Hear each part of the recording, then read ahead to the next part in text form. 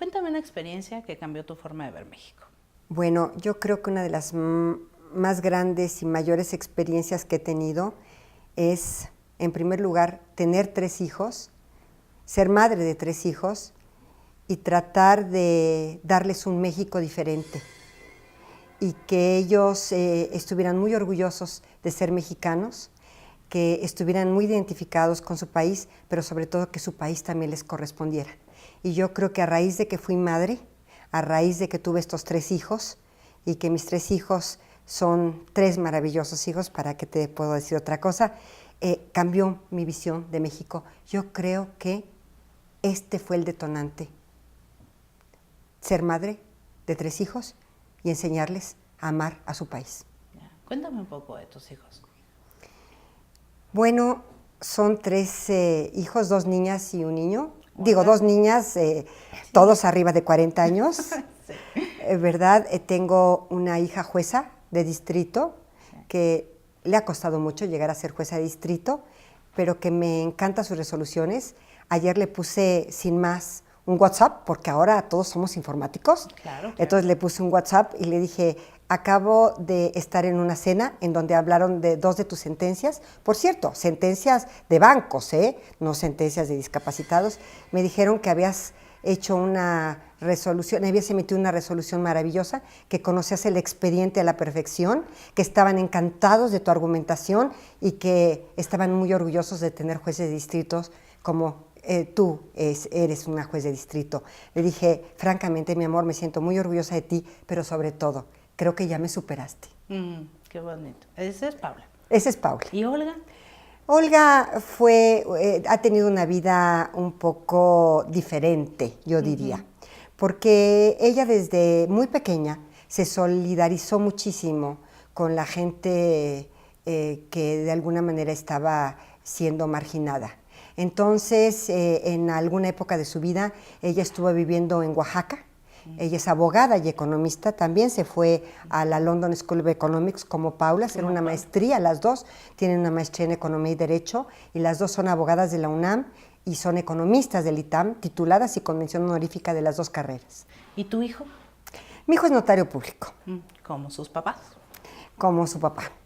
Y como yo, pero yo me aparté de la notaría hace 18 años, sí. No, perdón, 21 años. Yo ejercí como notaria 10 años, maravillosos 10 años de ejercicio notarial. La verdad es que también me encantó ser notaria porque hice muchas cosas.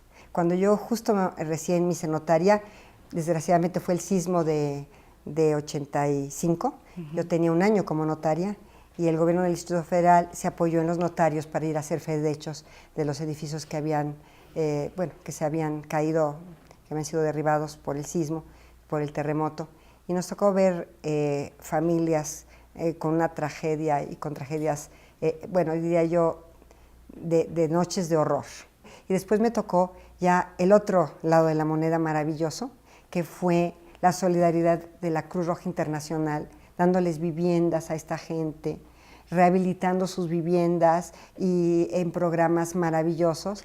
Y a mí me tocaba hacer la fe de hechos de que llegaban los cheques de la Cruz Roja Internacional, se los dábamos, pero realmente no se los dábamos, sino que o ya sea con su huella digital o con su firma, los endosaban para los programas de vivienda del Distrito Federal. Y entonces en el programa de vivienda se les entregaba la vivienda, o sea, se les daba el cheque, claro, pero ese cheque inmediatamente se invertía en estas instancias del gobierno del Distrito Federal de programas de vivienda. Eso debe haber sido más significativo para ti porque tú estudiaste una maestría con 3 hijos y un esposo en política social. En política social. ¿Verdad? ¿Sabes que yo me iba a dedicar a política social? Sí, pues eso leí. Yo creo que eso se lo heredé a mi hija Olga. Sí, ahora entiendo por qué eres una ministra, pues eso, dedicada a eso, a las libertades, ¿no? A la protección de las libertades. ¿Cómo eliges tus batallas? Las elijo por cuestiones estrictamente de trascendencia jurídica y nacional. El hecho de atraer un caso de un indígena mazahua privado de su libertad y privado de su libertad y sentenciado con prueba ilícita, para mí este es un caso trascendente. Este es un caso por los precedentes que se van generando en materia de indígenas, en materia de prueba ilícita, en materia de falta de intérprete, en materia de tantos fallas dentro del proceso penal. Y entonces estos precedentes que crea la primera sala obviamente impactan en otros juicios que se están llevando a cabo en tribunales ordinarios o en tribunales federales y que impactan. Entonces, yo creo que los procesos aquí, no solamente yo, sino seguramente todos mis compañeros, por el interés y trascendencia nacionales y el impacto, tanto en la comunidad jurídica, cuanto más en los tribunales. Y como persona, Olga, como mujer, ¿cómo decides a qué batalla meterte y a cuál no? Bueno, yo estoy absolutamente identificada con la batalla de la equidad de género y con la batalla de los grupos en estado de vulnerabilidad. Creo que eso, no porque la Constitución la mandate, sino porque eso es lo primero que tiene que ver un juez constitucional. En la batalla de equidad de género la empecé desde la universidad. Desde la universidad. Yo entré a la universidad cuando el porcentaje de mujeres no llegaba al 10% en las aulas de la Facultad de Derecho. Hoy es más del 50%. Entonces, esa fue mi primera batalla. La visión machista de una sociedad en donde la mujer estaba sometida, estaba subordinada, no contaba, tenía que pedir la autorización al marido para contratar. No tenía una autonomía real, pero ni jurídica siquiera. Todo era sometimiento, todo era ciudadanas de segunda. Claro. Y entonces esto me motivó a tomar la bandera y la guerra para luchar una y otra vez en forma incansable en materia de equidad de género. ¿Cuál es la experiencia más dolorosa que has vivido, pero de la que más has aprendido? La experiencia más dolorosa, pues han sido varias experiencias dolorosas. La muerte de mi madre. Yo creo que esa es una de las más dolorosas. Mi madre fue para mí un ejemplo de vida. Murió muy joven, a los 53 años, de un cáncer terminal. Y fue una mujer que leyó muchísimo durante toda su vida y que me inculcó dos cosas fundamentales para salir adelante. Que yo valía como mujer y que valía como ser humano y que tenía que luchar por eso.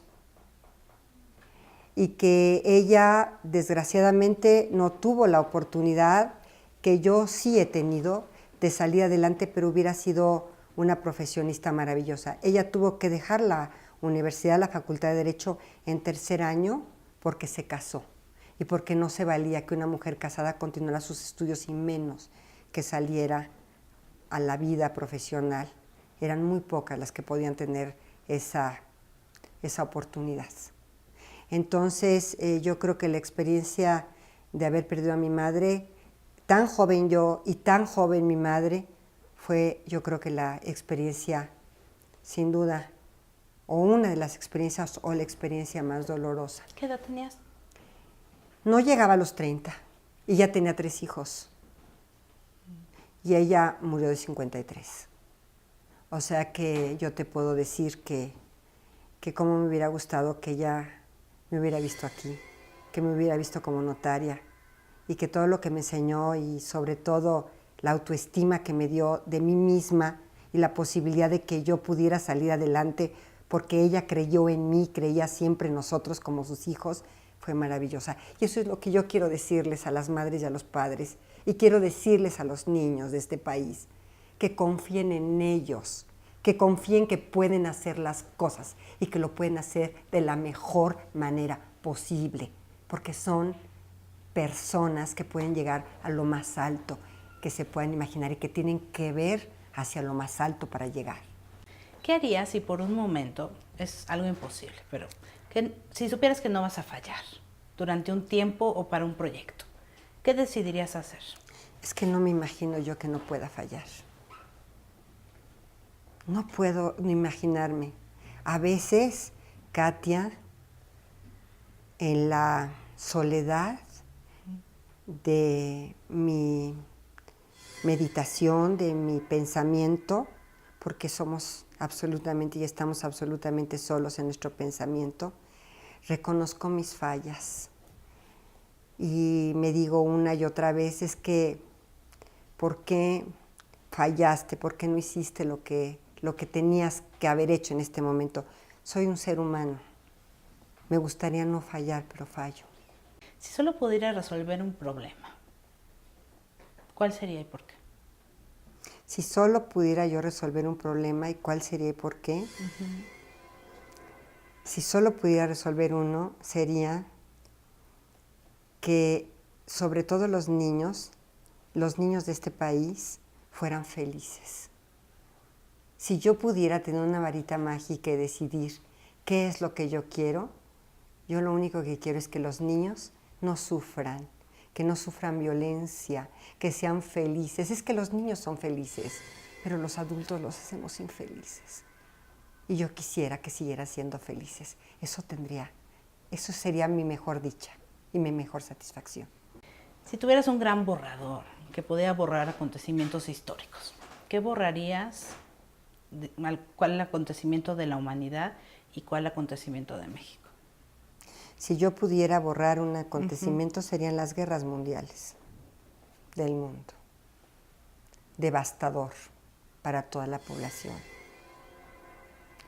Algo que de donde surgen precisamente después la Liga de las Naciones, la Organización de Naciones Unidas, empezó a crecer la necesidad de proteger derechos humanos, de proteger y de evolucionar en el sistema y en desde la Carta de Naciones Unidas y los derechos que ahí se plasman. Entonces creo que esto es algo que realmente, dices tú, si yo pudiera borrar, esto sí lo borraría. ¿Y en México? En México, ¿qué acontecimiento histórico borraría? Sí. ¿Histórico? Pues todo lo que ha pasado en nuestro país es un aprendizaje constante, continuo. Inclusive las guerras en el siglo XIX, la Revolución Mexicana en el siglo XX, todo es un proceso de aprendizaje, pero en realidad una de las cosas que más me ha mortificado es la pérdida de vidas humanas durante la Revolución Mexicana. Se ha dicho que se perdieron más de 1 millón de vidas humanas en una población pues que no llegaba, no tengo la cifra, no quiero contestarla, pero a muy pocos millones de habitantes. Entonces, ¿cuánta población se mermó? ¿Cuánta población sufrió en la Revolución Mexicana? Esto es una de las cosas que es un pesar histórico. Muy bien, muchas gracias.